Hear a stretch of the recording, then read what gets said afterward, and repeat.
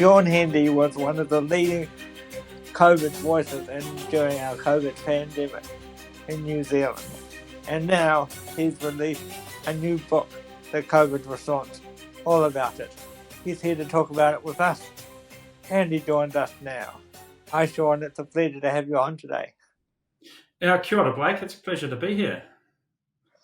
So let's go right back. So you had the pleasure of helping out the Labour administration that was in during COVID. How did that work for you, and how did that inspire you to write this book? Yeah, it was a little bit of an accident actually that we ended up working on the COVID response. It wasn't working on infectious disease wasn't one of my main activities as a researcher. I was an academic at the University of Auckland, and I was leading a research centre called Te Pūnaha Matatini, and we worked on all sorts of different problems. And we had been doing a little bit of work on infectious disease. So we'd been involved in the Mycoplasma bovis program. Now that was a disease that entered the country sort of 2015, 2016, infected cattle and other livestock. And so we've been working with the Ministry of Primary Industries on that. But it wasn't kind of our main activity. And so we weren't necessarily expecting to be as involved in the COVID response as we were. We sort of dipped our toes in. I started working on some very simple models in March 2020. You remember, if you cast your mind back to February and March, we really didn't know a lot about this virus. It was a new one. We hadn't encountered it before. And so I started to do some very simple modeling using the data that I could see coming out of China and Italy. And very soon it became apparent that there weren't many other teams in New Zealand that could do that kind of work. And so we started fielding more and more requests. Could we do this? Could we do that? And by the end of March, those requests were coming in so frequently that it was almost our full-time job. And as academics, you do have other things to do. You've got to teach your classes, and you've got your own research programs, etc. So it was quite difficult to start with, and we were lucky that a lot of our colleagues stepped up to help. One of my colleagues took over teaching my class in March, so that I didn't have to do that. And gradually we got more and more involved, and eventually I got a letter from the National Crisis Management Centre basically drafting me into the emergency response. And yeah, that was it. I mean, if you told me a few weeks earlier that that would be kind of become my full-time job, I would have been very surprised. It was not something we'd necessarily prepared for. But we had the team that I had the mathematical skills to be able to develop those models. So it was a bit of a surprise. Looking back, I do feel really privileged to have been involved. It was a big crisis for New Zealand, and it's not often, as a scientist, you really get to see the impact of your work. A lot of us we beaver away at our science for decades, thinking that it'll be useful down the track, but not necessarily getting to see how useful it is. But one of the things with COVID was we often saw it being used within days, and that was really rewarding. And I think overall, when I look back, on what happened, I think New Zealand had one of the best responses in the world, and quite proud to have been a part of that. And then, what made you decide to do this book?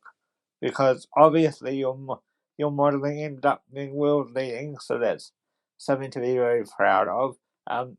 But you and people like Professor Baker, Sir Ashley Bloomfield, and others were thrust into the limelight, as you said.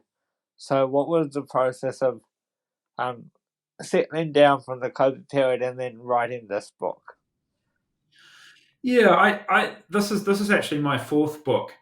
So and as we got towards the end of the COVID era, people started asking me, "When's the book coming out, Shaun?" They were partly joking, but also there was kind of an expectation from my colleagues, that my science colleagues, that I would write about it, because I think people in the science community realised how unusual it was, for to have science kind of right at the centre of decision making, and so people were kind of expecting me to write a book. I actually was, first of all, coming out of the COVID, that COVID period. I was exhausted, so I really I didn't have a lot of energy to put into the book, and I was also a bit overwhelmed by the whole experience.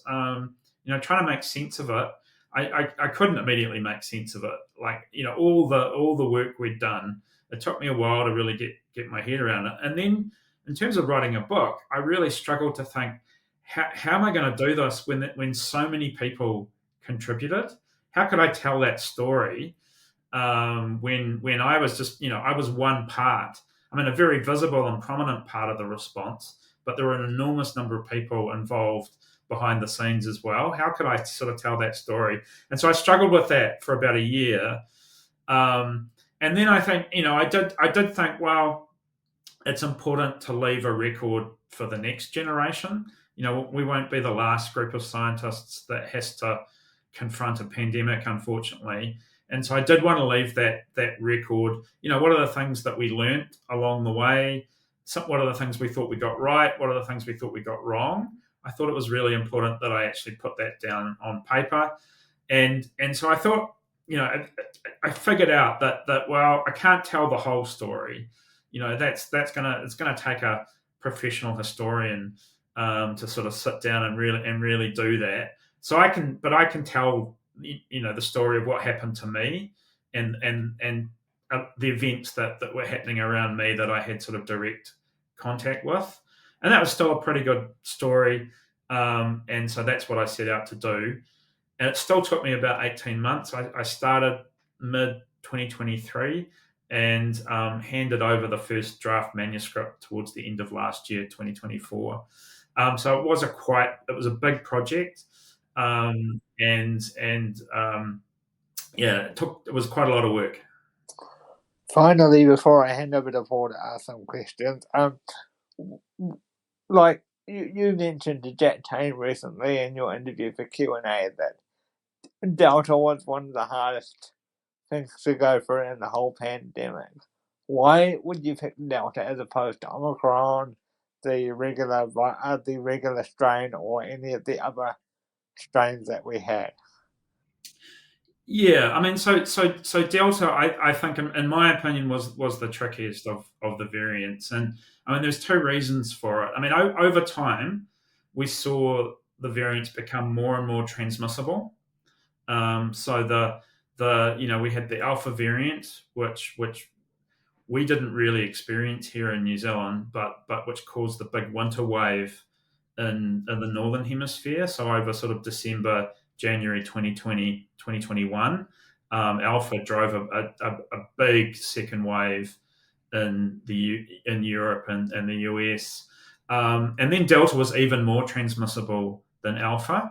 And the thing about Delta, as well as its transmissibility, is it was much more severe in terms of the outcome for people. So it killed a much higher proportion of people than the original strain.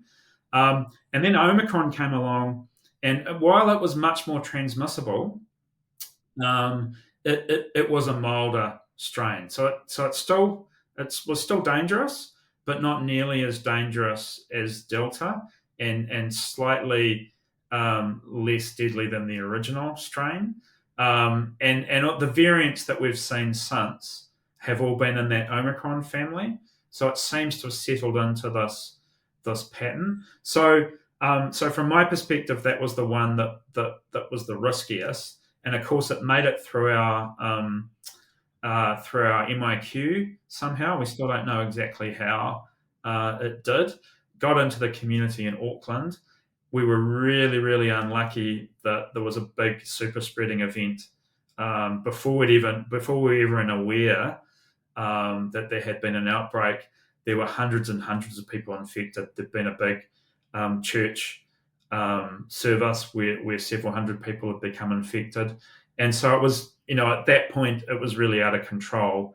Alert level 4 did a pretty good job actually containing it, but unfortunately, it got into some of the poorer parts of the community in Auckland and some of the gangs, and essentially the contract tracers were no longer able to close it out. So it really did get away from us, and then we had to rely on vaccination to really get our way out of what could have been quite a serious outbreak. Cool. I'll hand over to Paul. You mentioned before things that we did well and things that we didn't do well. Hindsight, of course, is one of these things that's absolutely brilliant, gives you 20/20 vision. What do you look back on and go, yeah, we did this really well, and what do you look back on and go, we could have done this better? Yeah, I mean, I think one of the things we did really well was when we all got together and acted as a community, and I think that community spirit was particularly apparent during that first lockdown. The country really was quite united around that goal, and we did extremely well as a country. Right, very few other countries were able to do what we did, and that alert level 4 was very, very effective because basically people bought in and they followed the rules and looked after one another. So I think that's something we can look back on and be really proud as a country. I mean, I one of the things that did go wrong was. I think our reluctance to prioritise Māori and Pacific people for vaccination. That was quite early on. I mean, one of the things about COVID-19, and this still applies to the variants that we face today, is if you've got an underlying condition, diabetes or heart disease or hypertension, for example, you're at much higher risk of dying or having a severe course of the disease. And we knew that was much more prevalent in the Māori and Pacific Island population. And so there was a strong case for prioritising vaccination in Māori and Pacific people. One of the reasons that these underlying conditions are more prevalent in the Māori and Pacific Island population is they have less access to healthcare overall. We know that that's a problem for those communities. And that meant that vaccination was going to be harder, right? It was going to be harder to deliver that to those communities. And so there should have been a dedicated effort, I think, to vaccinate Māori and Pacific people. And that's one of the reasons why we had to hang on for so long in that Delta lockdown in Auckland, is because the consequences of letting Delta get out of control in the Māori and Pacific population, which had not, their vaccination rates had fallen behind as many people thought they would, could have been quite severe. So I definitely think that was one of the big mistakes. And then, I think every time, if I look back and I kind of reflect on this a little bit in the book, every time we kind of got into an us and them situation where people were blaming each other for things going wrong, I think things went, our performance deteriorated. It really, the times that we did well is when we all banded together and worked towards a single goal. And when we started pointing fingers at one another for things going wrong, that undermined the response.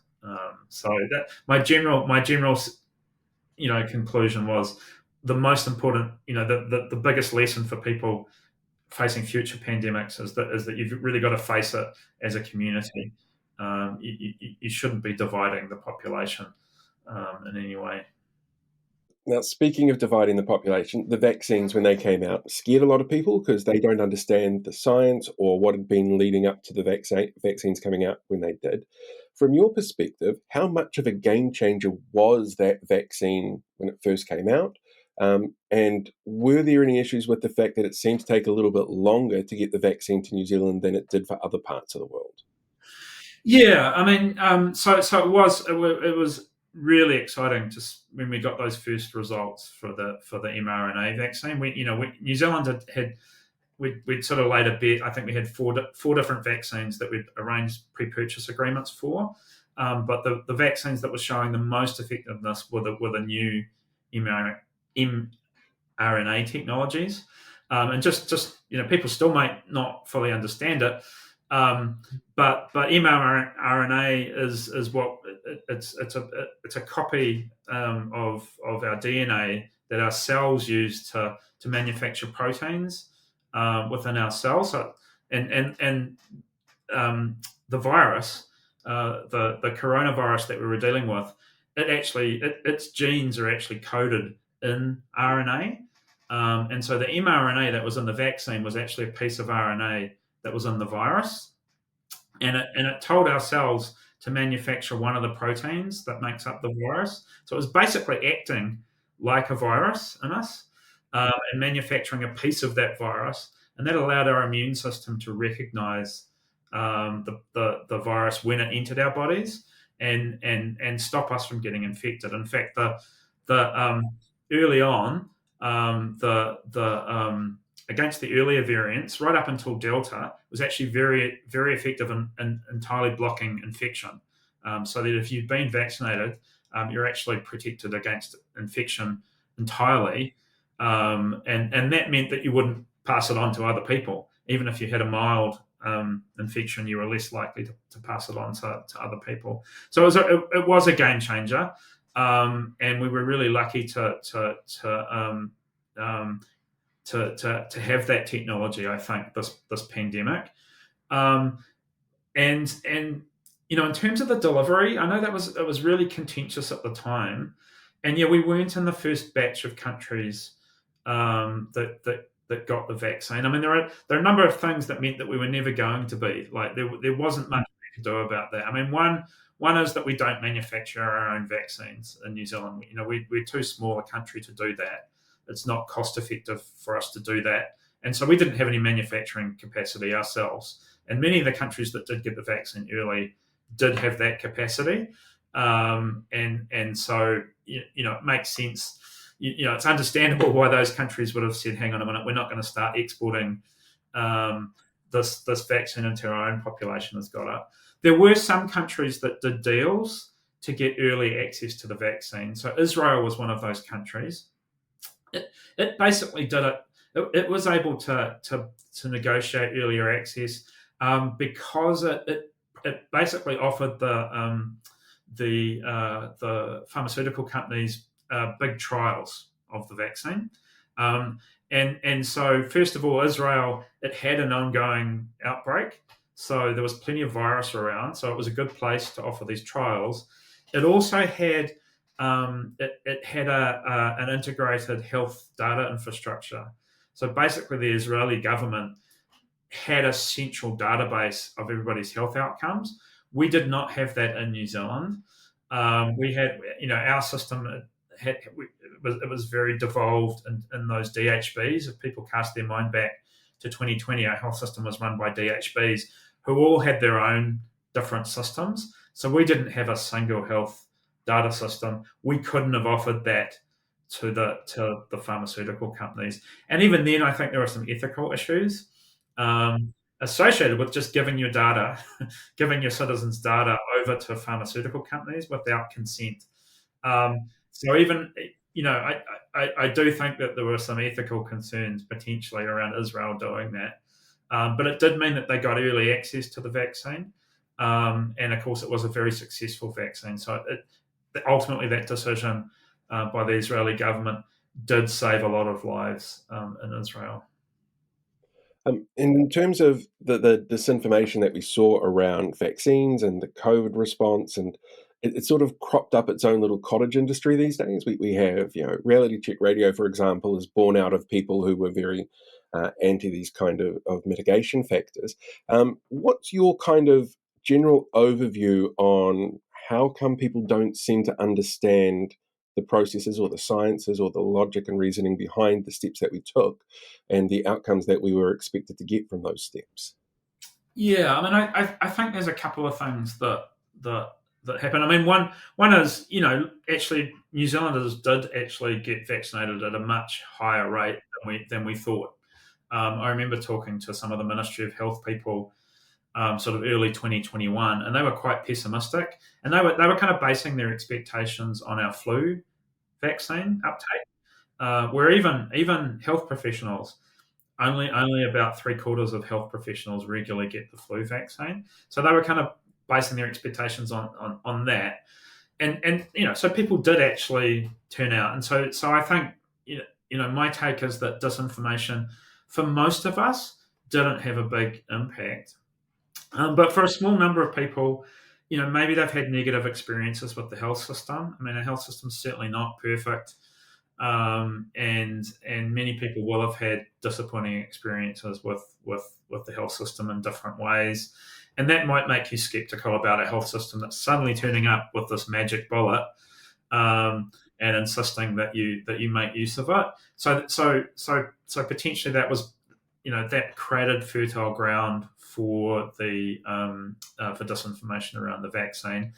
And then I think that, there was the US election, that happened, Trump versus Biden, and so that became one of the wedge issues over there. Even though, it's a bit strange, because of course Trump was the one that poured all the money. It was his administration that poured all the money into developing the vaccine, but somehow it became a Republican versus Democrat issue. And so to this day, Republicans in the US are still much less likely to get vaccinated, because of the distrust of the vaccine. And in fact, vaccine rates are plummeting in the US at the moment. And I think that created, the a motive really for people creating and spreading, disinformation around the vaccine. It was essentially to try and influence the outcome of that election, and then that spilled over into New Zealand, and so we were being hit, in the crossfire, from a very divisive debate taking place in the US around that election, and which then, had consequences for us. I mean, at the time, I guess I would describe myself as agnostic about the vaccine mandates. They were kind of hard. It was hard for me as a modeler to tell whether they'd be that effective or not. I certainly I thought there was the potential for them being effective, um, but I wasn't sure about it, and I could see the potential for some downsides as well. So I was kind of a bit on the fence as whether they were the right tool at the time. Um, in retrospect, they didn't work, and that's because Omicron came along, and Omicron, it was able to evade the vaccine, in terms of the infection blocking. So although, the vaccine still protected you against having a severe, case of COVID, if you were exposed to Omicron, you were still quite likely to get infected, even if it was going to go on and be mild and infect other people. And the whole argument around the mandates was that it was infection blocking, so that we could effectively have spaces where we could be reasonably sure that people weren't, carriers of the virus. That was the argument behind mandates. They were too slow to roll out, and by the time they were in place, which was sort of early 2021, we had Omicron. And against Omicron, the mandates were not effective. So I think my general conclusion is, every time we sort of tried to construct this very targeted response, we were outflanked by the virus, right? The virus was changing enough that those very targeted responses, were, unless you could deploy them instantly, they generally, weren't effective because the virus changed enough. Yeah. Um, with the impending pandemic of the future, because there's always one every 100 odd years or so, it seems, what can we do now to prepare for the next one? Yeah, I mean, unfortunately, the bad news is they're probably increasing in frequency. So we know that, we're probably being exposed to these new viruses at the the rate grows about 2 to 3% per year. And there's a couple of things going on. One is climate change, and that's displacing animals from their natural habitat. I mean, one of the big reservoirs for these types of viruses are bats, they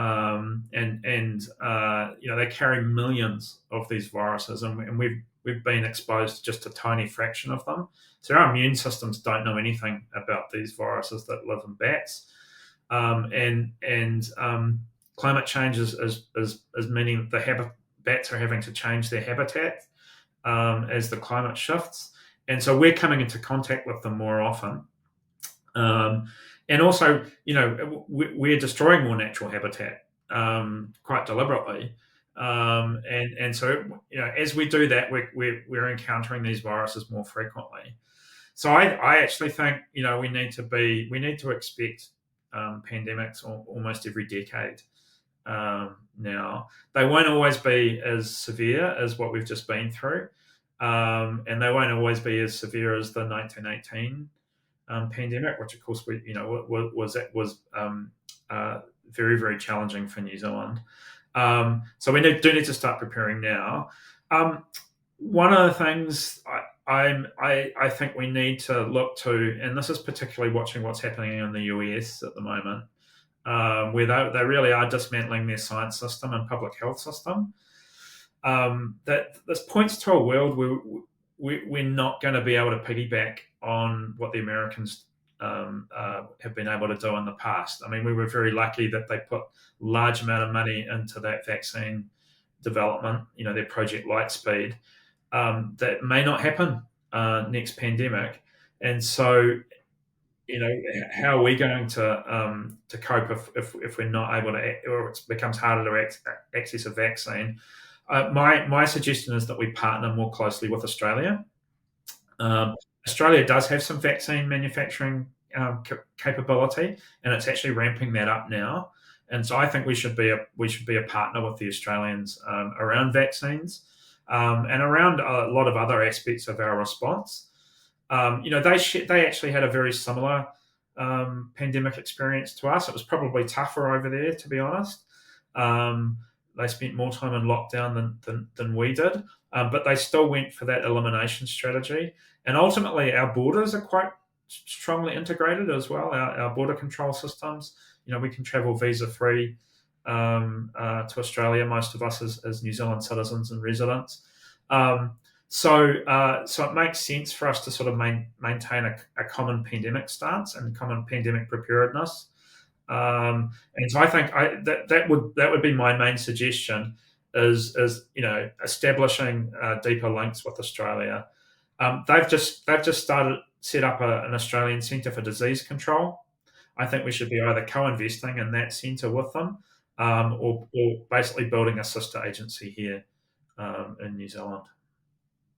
Oh, I was going to say just one last thing then following on to that. Do we invest enough in the science here? No, I mean that's across the board in science in New Zealand. We are towards the lower end of the OECD in terms of the money we put into our science system. So that's true of all our science, and I think we've probably not invested enough in infectious disease research as well. It's tended to be a much lower priority, and we've never sort of had a dedicated centre. My centre, Te Puna Hamatatini, we were sort of had a much more general focus, even though that was one of the things we did. But we've never had a national centre whose focus was on infectious disease. So I think that's something that we should be doing here. You talk about final 2 points from me. You talk about the next pandemic, right? And we see parties like Winston Peters pushing this COVID inquiry type thing, and then we've got the hospital system or the health system in general in a dire state at the moment. You've got commentators like Gary Payenda saying it's the best, it's the worst rather he's ever seen it. What do you think that brings in for a possible future pandemic when you've got people like Mr. Peters spreading disinformation, and then you've got the broken health system? Yeah, I mean, like that's a real concern. Certainly, I mean, your health systems are not, no matter how good they are not going to cope with a pandemic. I mean, it's kind, so your expectations that you could sort of just go on living as normal with any health system, that's not going to happen in a pandemic. The best equipped health systems in the world were overwhelmed when we were confronted with COVID. But that doesn't mean that you shouldn't be investing in our health system. We don't know the extent to which we'll be able to eliminate another virus again. Like, I do think the elimination strategy is a good one for New Zealand because of our isolation. Um, but if an influenza pandemic would be very hard to eliminate, and so preparing our health system to it won't fully cope. It'll never fully get us out of trouble. But the more resilient it is, the better we'll fare in a pandemic. So certainly, I am concerned about the state of the health system, and its ability to pivot, in particular, in facing a pandemic. The more resilient we can make our health system, the better, and that will require long-term investment in it, and infrastructure, people, and capability. So yeah, so I am concerned, and I'd like to think we could have a not a polarized conversation about this, but a national conversation that really listens to everybody, and really leaves a legacy for the next generation that have to face a pandemic. If we can take from this experience the lessons that we learned and embed them in our health system for the future, I think our descendants will, and those that come after us, will thank us. And what do you think about the current inquiry? My verdict is out at the moment. I mean, I was actually very pleased with the first phase, the report from phase one. I thought it was actually really good. I mean, it's not an easy read. It's 800 pages, so it's not your average person's bedtime reading. But there's a lot of good stuff in it. And I guess we'll just have to wait and see what comes out in the second report. I look back to 1918, and there were politics involved in the aftermath of the 1918 response, but there are a lot of good things that were done coming out of that. So you've always got people who will be political opportunists in these sorts of situations, but in the long run, you'd hope that common sense wins out over that political opportunism, and the legacy of today's our experiences today,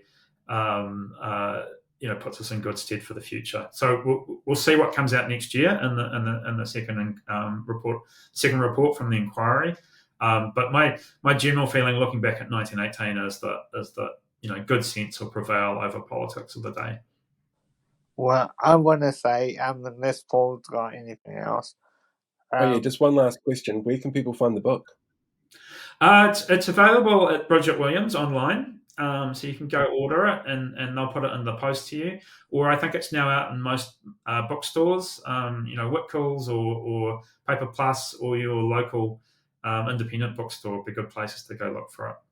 Cool, and a lot of my disabled friends have asked, is it going to be available on like audio form, because a lot of us can't read, me included.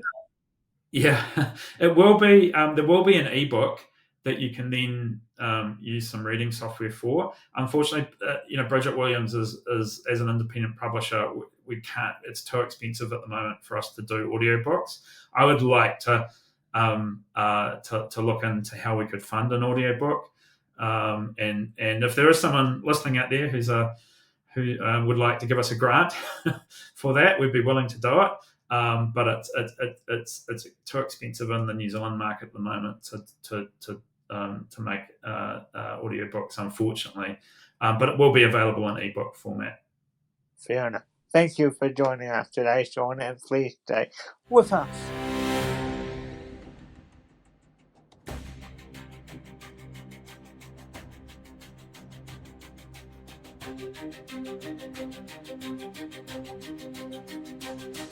Hey, thanks for checking out today's video. Make sure you like, share, subscribe so you get more updates as we go along.